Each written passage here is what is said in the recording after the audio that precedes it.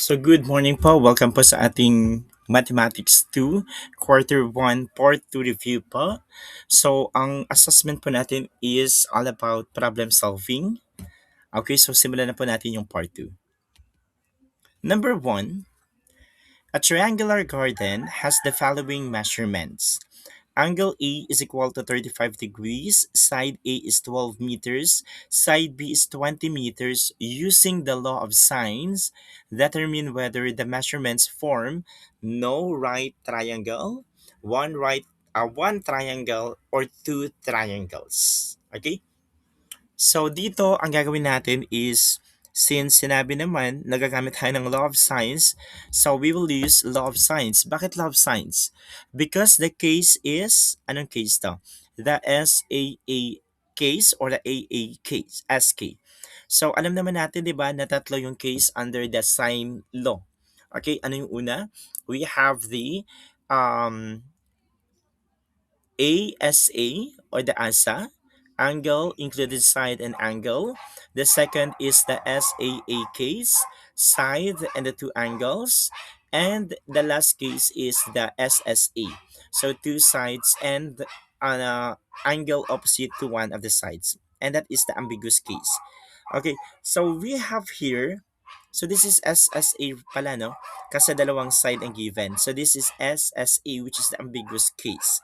So since the SSSA case is an ambiguous case, kailangan nating alamin kung meron bang triangle na mabubuo, isa, dalawang triangles, or no triangles form.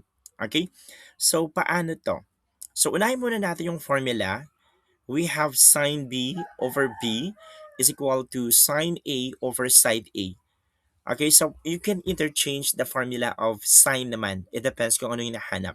So ito yung ginamit ko kasi ang hahanapin natin is angle B first. Okay? So, ito yung formula. Substitution tayo. To get this, so yung side B natin ay 20 meters, yung side A ay 12 meters, and the angle A is 35 degrees. And then ililipat po natin yung 20 meters sa kabila para maiwan po si sine B. Okay? Ayan, nahuli. Okay? Then, magiging 20 meters sine 35 degrees all over 12 meters. So, wag niyo munang i-operate po ang 20 meters sine 35 degrees all over 12 meters kasi kukunin pa natin yung arc sine nito. Kasi ang hahanapin na natin is yung angle B alone. Okay? So, to find the angle B, ilipat po natin yung sine sa kabila, magiging arc sine or inverse sine. Then using calculator, the answer is, nauna pa to, the answer is 72.93 degrees. Since the angle is acute angle, so mahanap po natin yung isa pang possible value for the angle, okay, of the second triangle by subtracting 180 to the first angle natin, which is 72.93. Again, this is only applicable for SSA case kasi ambiguous case siya. Okay? So, therefore, the second value for the angle B of the second triangle is 180 minus 72.93 degrees, and that is 107.07 degrees. So, balikan po natin ang hinahanap po natin. So, ilang triangle na nabuo? We have two triangles formed. Number 2. In triangle CAT, angle C is 55 degrees, angle A is 48 degrees, side C is 24 centimeters. Find the measure of angle T and the measure of side A. So, alamin muna natin kung anong case to. Okay? So, ang given po natin ay dalawang angle at isang side which is opposite to one of the given angle. So, this is ASA case.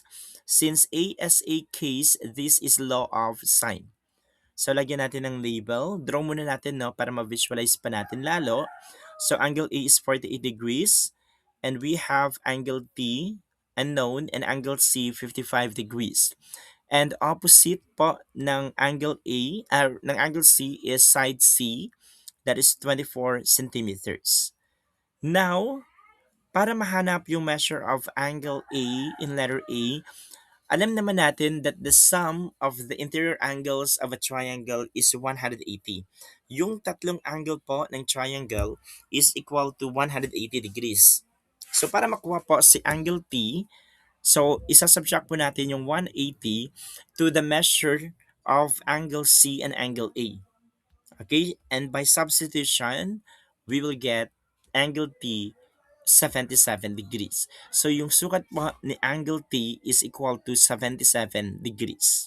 Now for letter B, the measure of side A.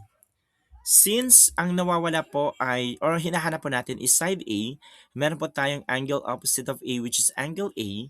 So gagamitin po natin yung given na side C at angle C. And by law of sine, our formula will be A over sine A is equal to C over sine C. Okay? Then substitution, angle A po natin ay 48 degrees. Yung side C po natin ay 24 centimeters and the angle C is 55 degrees. And then ilipat po natin si sine 48 sa kabila. The equation becomes A is equal to 24 centimeters times sine 48 degrees all over sine 55 degrees. And by technology, side A is about 21.77 centimeters. So yun po yung sagot sa side A, 21.77 centimeters.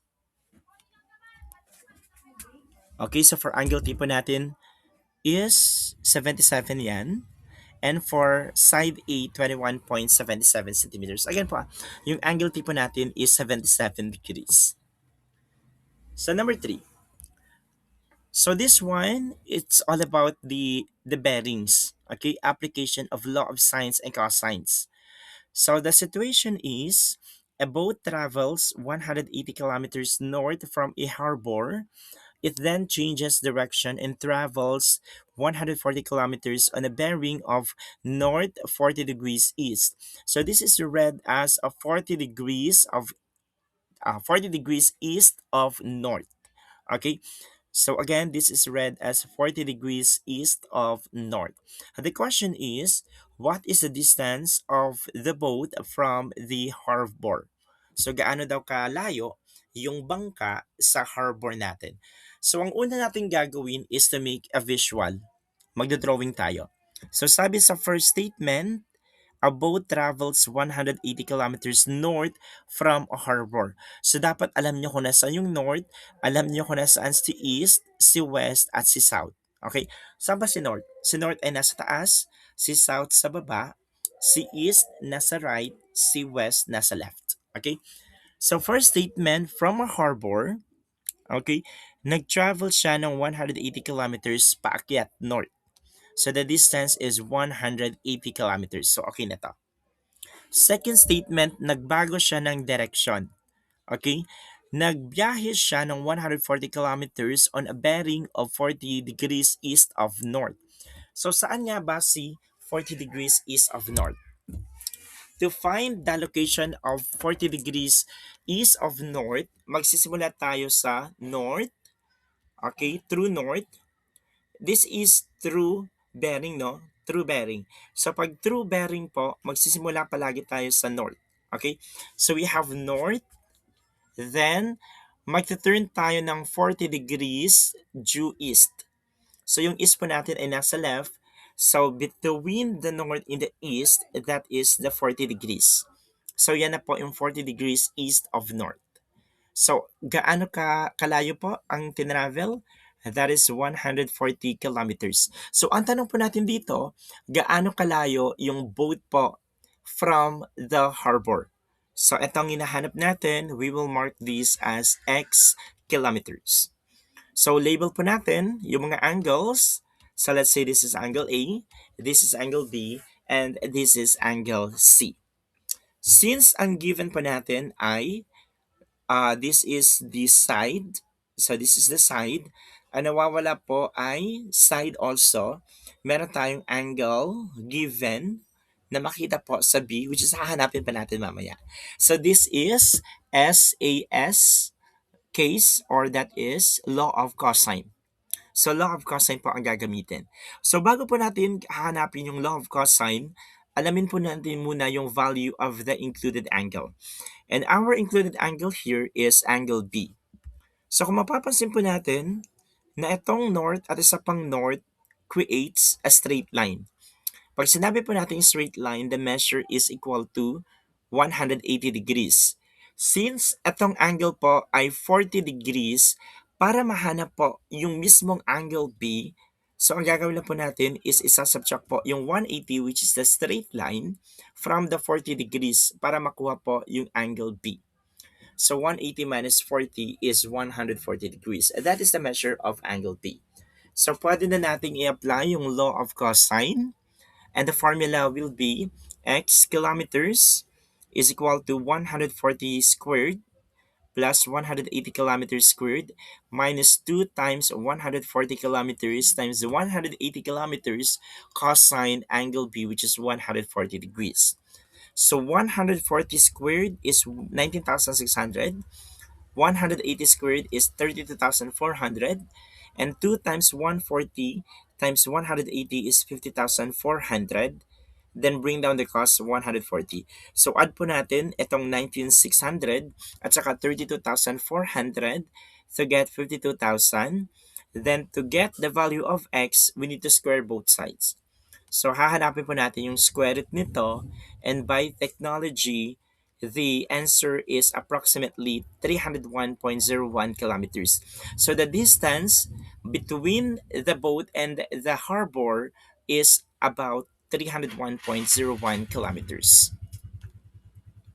Number 4, given angle A is equal to 35 degrees, side A is 9, side B is 15.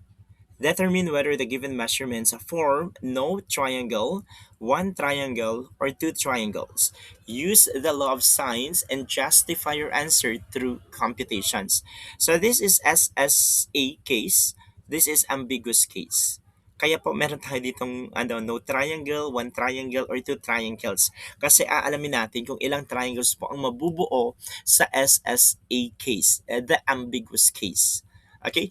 So, minsan kasi may mga values pero wala naman talaga ang triangles na mabubuo. There are some cases kasi. Okay, so applying the law of sines, ang formula po natin ay sine B all over B is equal to sine A all over side A.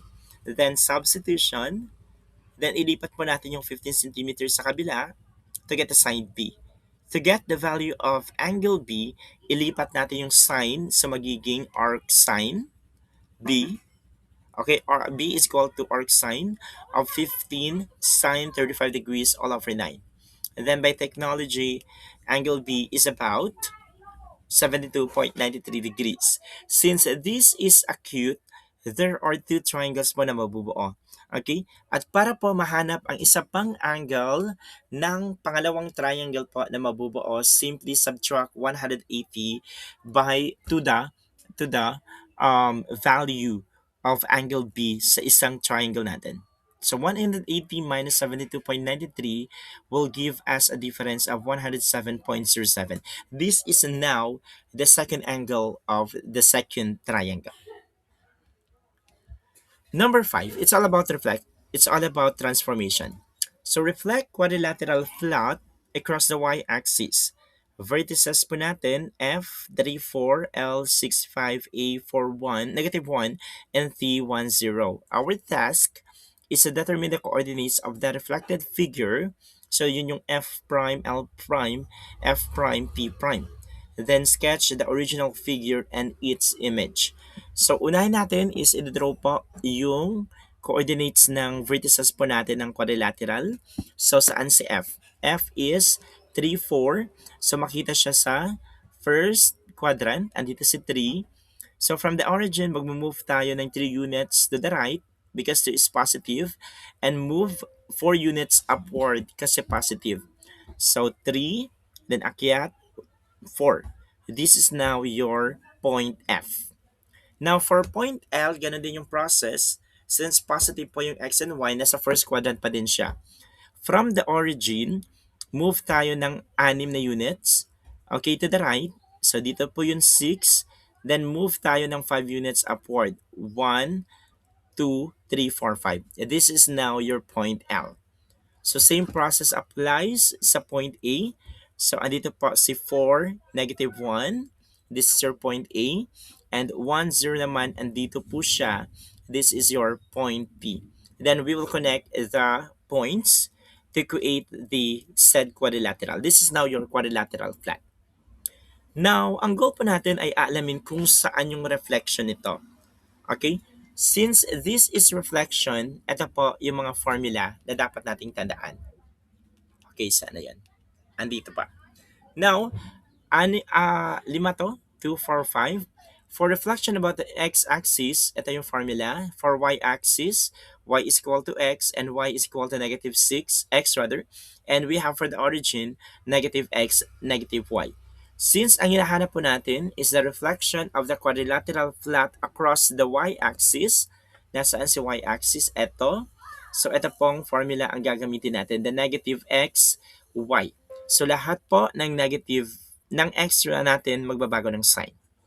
So, for F, si 3 magiging negative, copy lang po yung 4. Si L naman, si 6 magiging negative.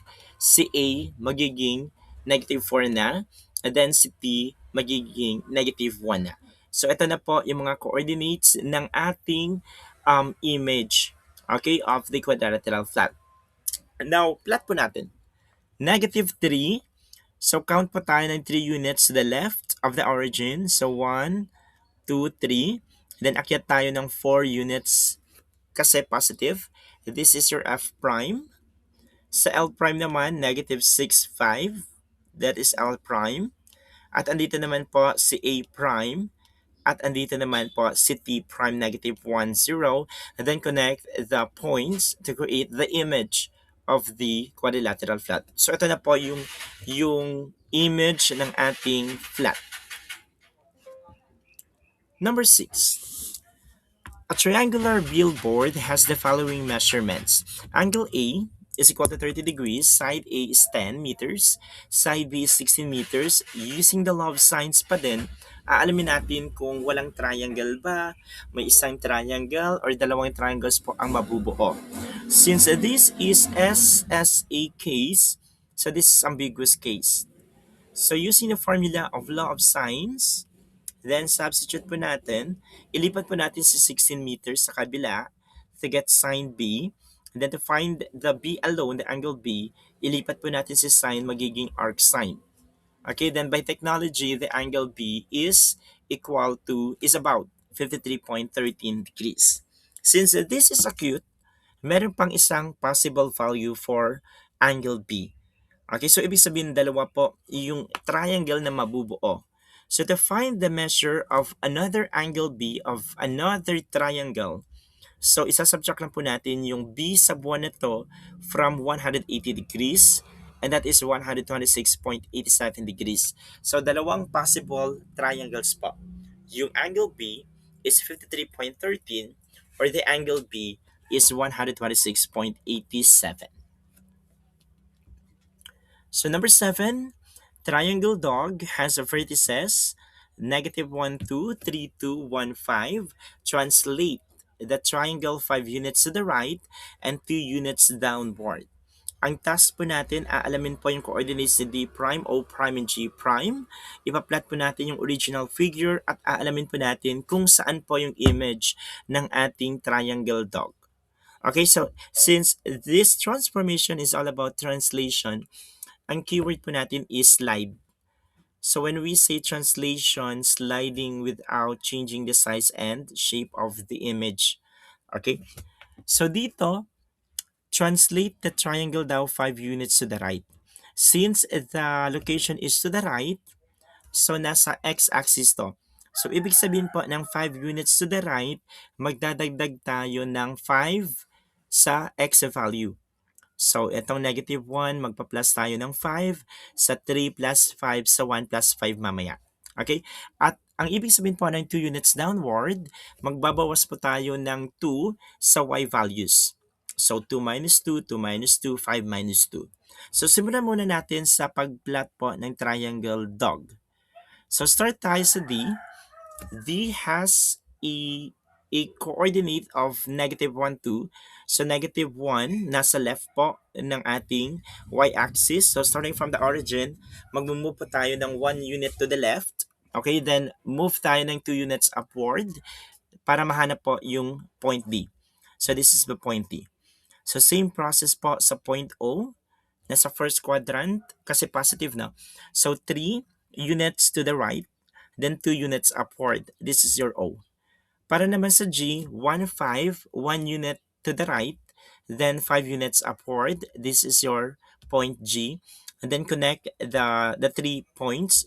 So this is now your triangle dog. Now, para mahanap ulit yung figure nito, the image of this triangle, apply po natin yung translation.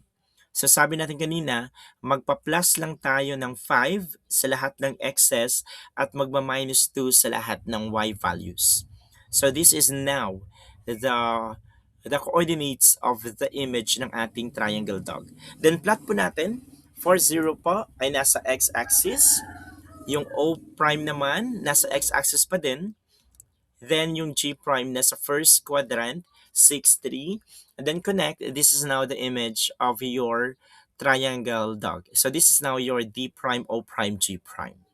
So kung makikita natin na yung image po, or rather the pre-image to the image, nag-slide lang siya without changing the position and not the position rather, changing the size and shape of the triangle dog.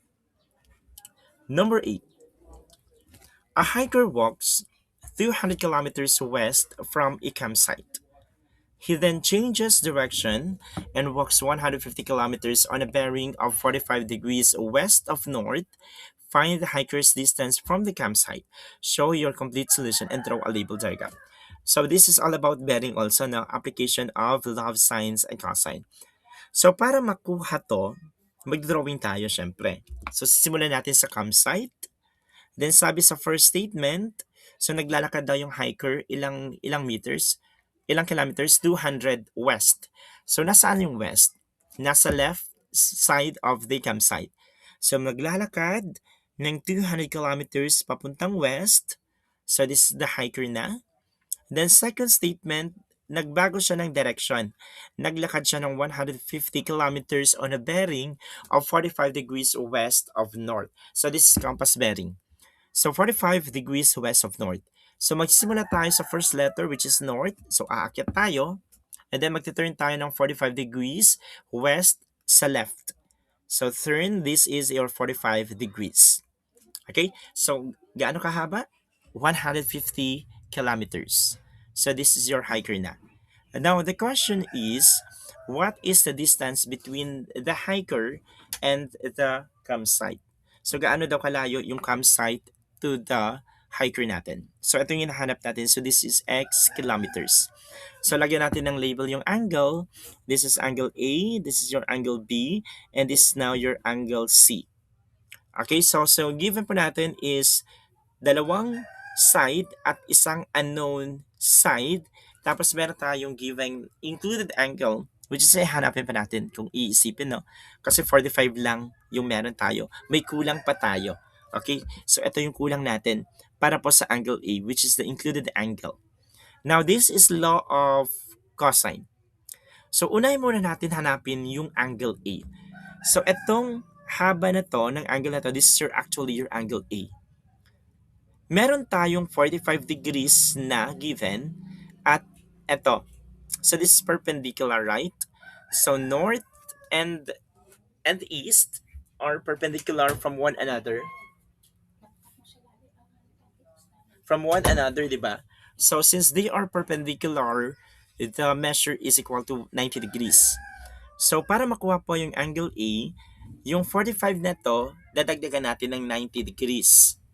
And that is 135 degrees. So that is now the angle A. Then applying the law of cosine, ang formula po natin ay x squared is equal to 200 kilometers squared plus the square of 150 minus 2 times 200 times 150 cosine of 135. Okay, then simplify po natin. 200 square is 400 And 150 squared naman is 22,500. Then multiply po natin yung 2 times 200 times 150 to get 60,000. Okay, then to get the value of x, is-square lang po natin yan. And the answer is about 323.92 kilometers. So, ibig sabihin po, yung layo na po ng campsite from the hiker's new location is about 323.92 kilometers. 92 kilometers. Now, for this question po, it's all about quadratic inequality naman. So, number 9. So, solve po natin yung inequality na to, x squared minus 16 greater than 0. Express your answer in set builder notation and interval notation.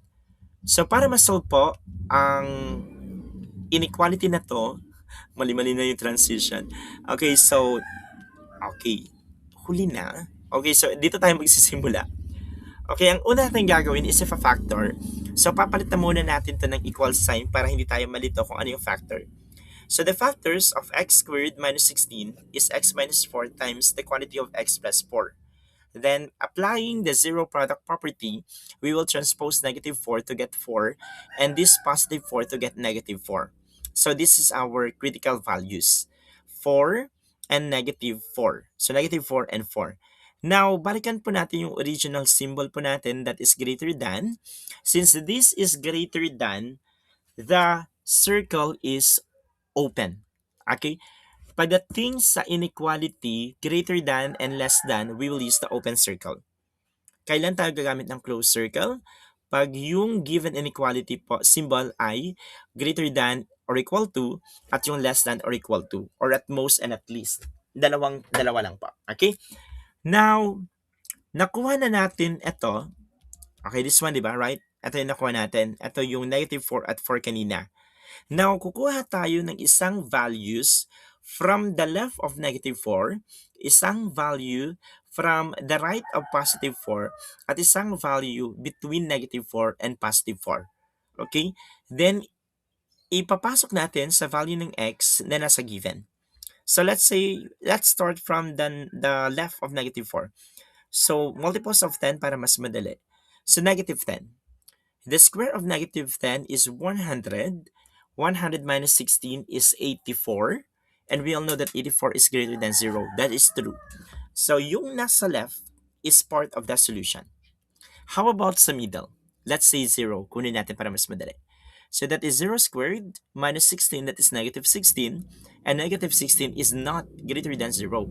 So, hindi po kasama yung nasa gitna. How about from the right? So, kukuha ulit tayo. So, let's say etong 6.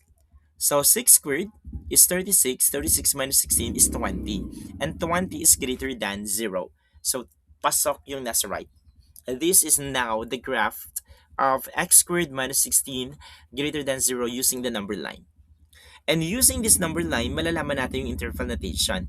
Sa interval notation po, gagamit tayo ng parenthesis kung open circle, then closed. Para sa closed circle naman, we will use the brackets. Since obvious naman na open circle to, we will use the parenthesis. So start tayo dito sa pinakauna. So alam natin na yung graph ay papunta sa negative infinity. So we have negative infinity. Okay, then negative 4, parenthesis. Then gagamit tayo nito, union, kasi dalawa eh. Isa nasa left, isa nasa right. So union, parenthesis pa din, because 4 is open, circle. Then papunta tayo ng positive infinity. This is the interval notation for the quadratic inequality. How about for the set builder notation? So for the set builder notation, gagamit tayo nito. Parenthesis ang gagamitin natin, braces rather.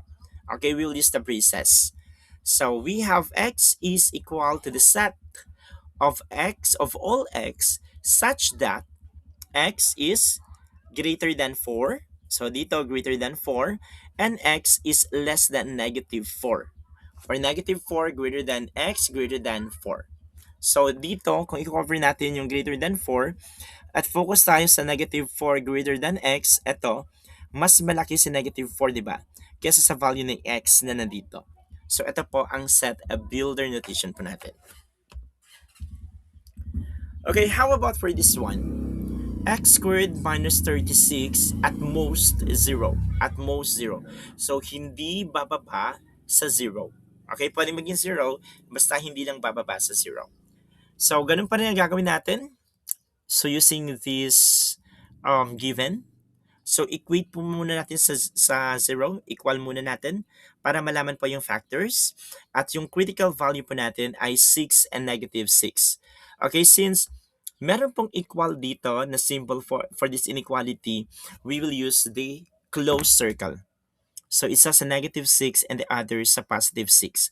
So, ganun pa rin po, aalamin natin yung mga critical values. So, una, from the left of negative 6. Pangalawa, between negative 6 and 6. Pangatlo, from the right of 6. So, kukuha tayo. So, 10, negative 10 muna. So, para mas madali, negative 10, the square of negative 10 is 100.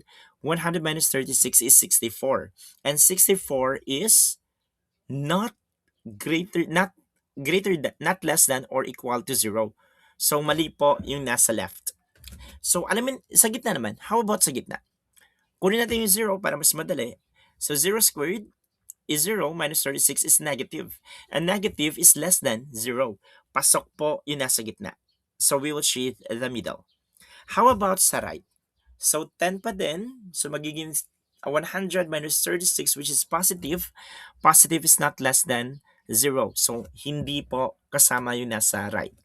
Now pwede natin kunin yung interval notation. Okay? So the interval notation po is x brackets kasi closed circle. Negative 6, 6 bracket pa din pa ang gagamitin. This is the interval. Now, may technique dito. Pag yung inequality po natin is at most, nakaturo po sa left, nasa gitna po yung shaded. Pero pag yung symbol naman po is at least, so yung or greater than or equal to, yung graph naman ay nasa left or right. So yun po yung technique dito. So dito 'di ba sa less than, left and right, close siya, open pag walang equal. Pero pag may equal to, this is closed. So again pag greater than, left and right. Pag less than, okay, less than or equal to, middle yung graph niya. Okay, so that is true to all. So balik tayo dito. For the set builder notation po natin, we have x is equal to the set of all x such that x is less than or equal to 6 but greater than or equal to negative 6. Ito po yan. So sa negative 6, mas mababa daw or equal kay x which is true.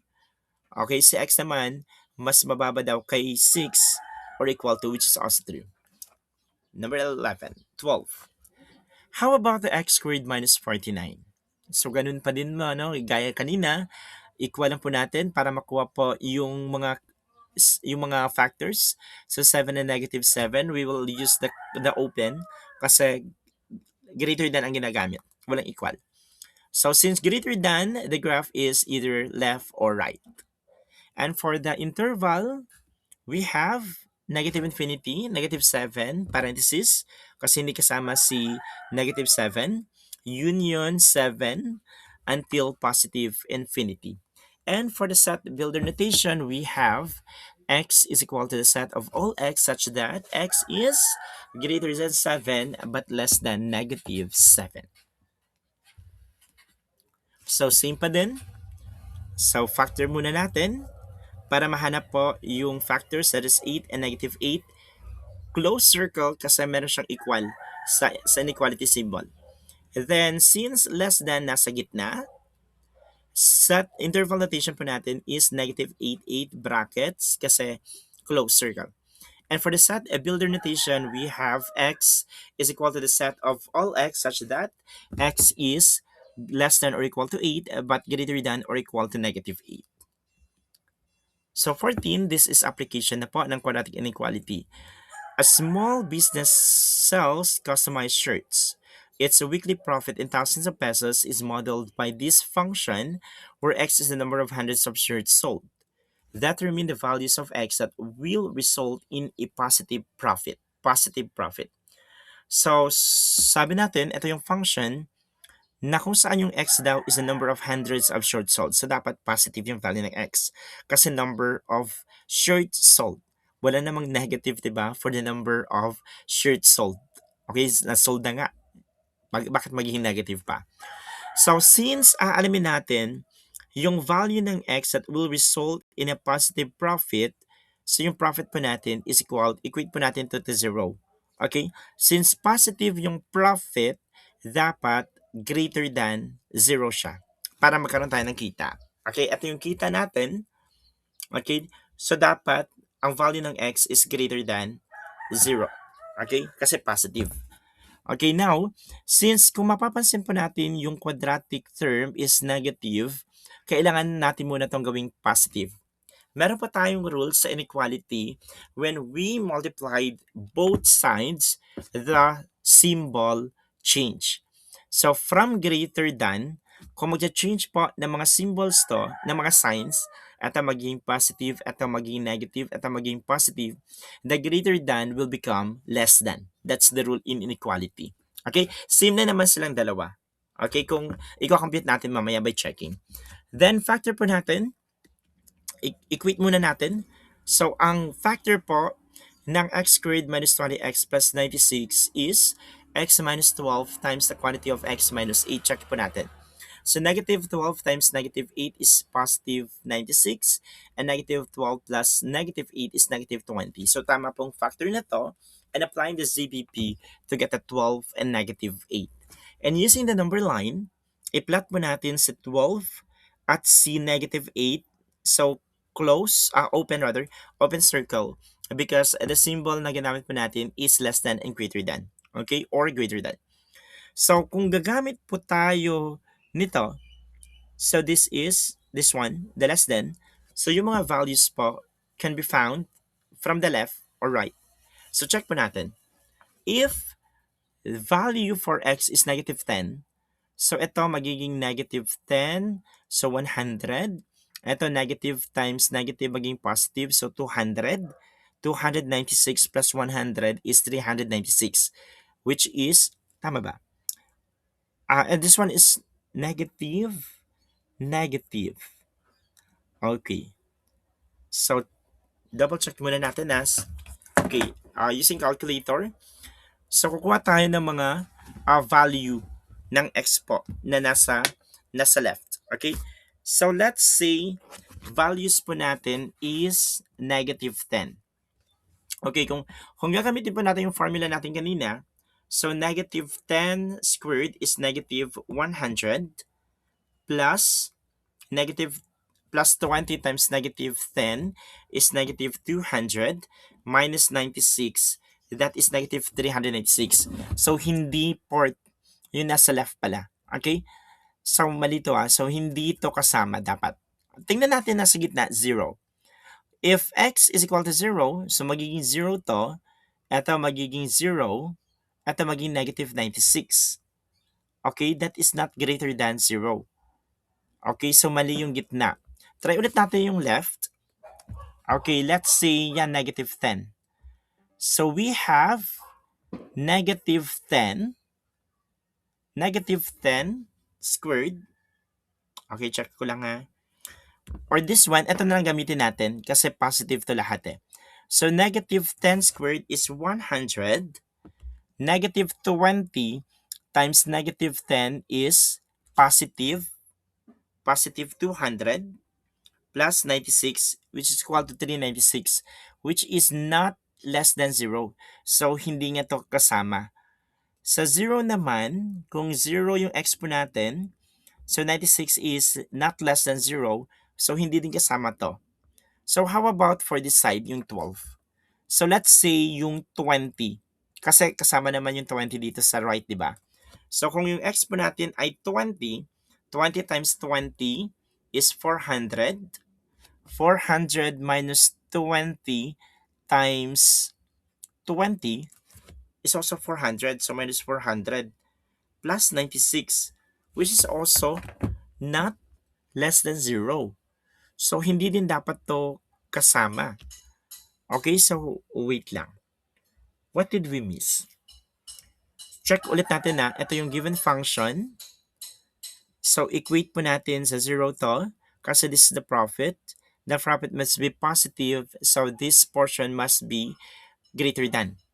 Okay? So, nag-change tayo kaya naging positive, ito magiging negative, at ito naman magiging positive. And then we will change the sign of the inequality. So, this greater than will become less than. Okay? And then, ito yung critical value natin, 12 and negative 8. 12 and negative 8. So, oh, and positive 8 pala. Kasi we transpose the negative 8. So, this must be, sorry. So, ito, we transpose negative 8 to the other side. So, the critical value must be 12 and 8. Okay, not negative 8 and not negative 8. So, 8 pala dapat. So, dito yan. So, yung mga values po natin is dapat nasa left po ni positive 8 or nasa pagitan po ni 8 and 12 or nasa right ni 12. Okay? So, kung gagamitin po natin yung 0, because this is part ng left po ni 8, so 0, substitution, eto 0, 96 is not less than 0. So, mali po yung nasa left. Kung sa gitna naman, gamitin natin yung 10. So, to get 100, minus 20 times 200 is 20 is 200 plus 96, that is negative 4. Ayun na, nakuha na natin. So, negative 4. Kung yung value po ng x is 10, which is nasa pagitan po ni 8 and 12. Dapat 8 kasi to. Itong factor natin. Okay? So, ang solution set po ay nasa pagitan po ni 8 and 12. 8 and 12. Ayusin ko na lang po, then I will drop po sa comment section po itong part na to. Okay? So, yung x po natin must be greater than 12. Ay, no, not greater than. X must be less than 12, mababa sa 12, but greater than positive 8. So, nasa pagitan po ni 8 and 12. So, that is the answer po. Nasa pagitan po ni 8 and 12. Since we are determining the values of x, so x is the number of shirts, dapat positive. So, ang sagot po natin dito ay nasa pagitan po ni 8 and 12, and that is 9, 10, 11. So, kailangan makabenta siya ng 9, 10, and 9 for the value of x rather. The minimum value for x is 9, and the maximum value for x is 11, because this is number of shirts. Okay, last two. So, a company produces reusable water bottles. Its weekly profit is modeled by this function, where x represents the number of hundreds of bottles sold. Determine the values of x that will be sold. So, same pa din, no? So, using the function, so equate natin ito sa 0, then the symbol na gagamitin po natin is greater than. Kasi, profit pa din. Positive result. So, same rule kanina, magbabago lahat ng signs, then magbabago yung symbol. So, greater than, magiging less than. Then, if a-factor po natin to get 13 and negative 9. So, ito din, no? So, dapat yung x na to positive. Okay? So, positive 13 and positive 9. And then, ipa-plot po natin. So, dapat po yung value po ay nasa gitna pa din. Ayusin ko din po ito. Then, i-drop ko po sa sa comment section later. So, ang critical natin ay 13 at yung positive 9 dapat. Okay? So, kung kukunin natin yung left part, so let's say 0. So, pag naging 0 to, yung x natin, so this is 0, 0. So, 117 is not less than 0. So, hindi po tama, nakasama po yung nasa left. How about sa gitna po ni 9 and 13? So, let's say 10. So, 10 squared is 100 minus 220 kasi times na. So, maging negative, ilan na yun? So, ulitin natin na. So, 20 po yung value ni x natin. So, 10 squared is 100 minus 220, that is 120, plus 117, that is negative 3. So, tama po na nasa gitna yung solution set natin. Okay? So, yung nasa right is not included kasi magiging positive yung resulta. So, ang sagot po natin for value of x must be x is less than 13 but greater than 9. So ang sagot po nasa pagitan ni 9 to 13. Since positive, yung value ng x dapat whole number din kasi number of battles. Wala namang kalahating battles. So ang sagot po dito sa number 15, 10, 11, or 12. 10, 11, or 12. Last item. Compare the solution regions of the following inequalities. So meron po tayong dalawang inequalities. Okay, aalamin natin yung solution set po ng bawat inequality at explain po natin why the solution regions are different even though both inequalities have the same critical values. So, equate natin sa 0 para makuha po yung mga critical values. That is 2 and 7. So, plot po natin. So, for greater than, we have left and right.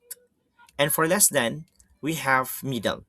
Okay, kung i-check po natin, so kung 0 to, so this is 0, this is 0, negative 2 times negative 7 is positive 14, which is greater than 0. So, pasok. So, dito naman si 5. 5 minus 2 is 3. 5 minus 7 is negative 2.